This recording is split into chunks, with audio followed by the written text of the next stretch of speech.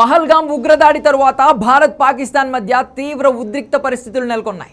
ఈ నేపథ్యంలో gangster Lawrence Bishnoi gang రంగంలోకి దిగినట్లు తెలుస్తోంది. ప్రపంచ మోస్ట్ వాంటెడ్ ఉగ్రవాది లష్కర్-ఏ-తోయిబా చీఫ్ హఫీజ్ సయీద్ను లేపేస్తామంటూ సోషల్ మీడియాలో లారెన్స్ పేరు మీద ఒక పోస్ట్ హల్చల్ చేస్తోంది.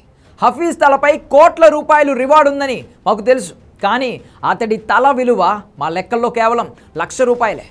హఫీజ్ సయీద్ మా దేశంలోని అమాయక పౌరులను హతమార్చాడు, ఇక అతడిని ఎట్టి పరిస్థితుల్లో వదిలే ప్రసక్తే లేదు అంటూ ఆ పోస్టులో పేర్కొన్నారు. హఫీజ్ సయీద్ ఫోటో పైన రెడ్ ఇంక్తో ఎక్స్ మార్క్ పెట్టారు. ఒక పక్క ఇండియన్ ఆర్మీని తట్టుకోలేకపోతున్న పాకిస్తాన్కు ఇప్పుడు బిష్నాయ్ గ్యాంగ్ మరో తలనొప్పిగా మారే అవకాశం ఉంది. ఈ గ్యాంగ్కే దేశం మొత్తం నెట్వర్క్ ఉంది. కేవలం షార్ప్ షూటర్లే వందల సంఖ్యలో ఉన్నారు. నేరుగా బోర్డర్ నుండి వచ్చేందుకు వీళ్ళేం ఇండియన్ ఆర్మీ కాదు, ఇల్లీగల్ ఆర్మీ.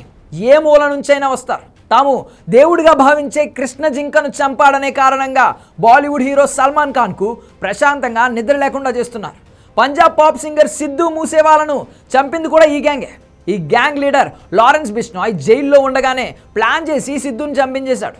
అంటే వీళ్ళ నెట్వర్క్ ఎంత స్ట్రాంగ్గా ఉందో అర్థం చేసుకోవచ్చు. అయితే సోషల్ మీడియాలో కనిపిస్తున్న పోస్ట్ నిజంగా లారెన్స్ గ్యాంగ్ చేసిందా లేదా అనే విషయంలో క్లారిటీ రావాల్సి ఉంది. వీళ్ళు చెప్తున్న ఈ హఫీజ్ సయీద్ కూడా నార్మల్ వ్యక్తి కాదు. చాలా దేశాల్లో అరాచకాలు సృష్టించిన కిరాతకుడు. చాలా దేశాల ప్రభుత్వాలు వీడిని వెతుకుతున్నాయి. Mumbai 26/11 attack, Pulwama attack plan చేసింది కూడా వీడే. వీడి తలపై వందల కోట్ల రూపాయల రివార్డు ఉంది. కానీ పాకిస్తాన్ మాత్రం వీడికి రాజభోగాలు కల్పిస్తోంది. పాకిస్తాన్లో వీడు హాయిగా తిరుగుతూ టెర్రరిస్ట్ కార్యకలాపాలు చేస్తున్నాడు. వీడిని అరెస్ట్ చేశామని పాకిస్తాన్ జైల్లో ఉన్నాడని పాకిస్తాన్ నంగనాచి కబుర్లు చెబుతోంది. కానీ వీడు మాత్రం ఆ దేశంలో బహిరంగ సభలు పెట్టుకుంటూ తిరుగుతున్నాడు. రీసెంట్గా పహల్గామ్ దాడి నేపథ్యంలో కూడా ఈ మీటింగ్ పెట్టాడు. ఇండియా సింధు నీళ్లు ఆపితే మేము మోడీ ఊపిరి ఆపేస్తామంటూ నానా వాగుడు వాగాడు.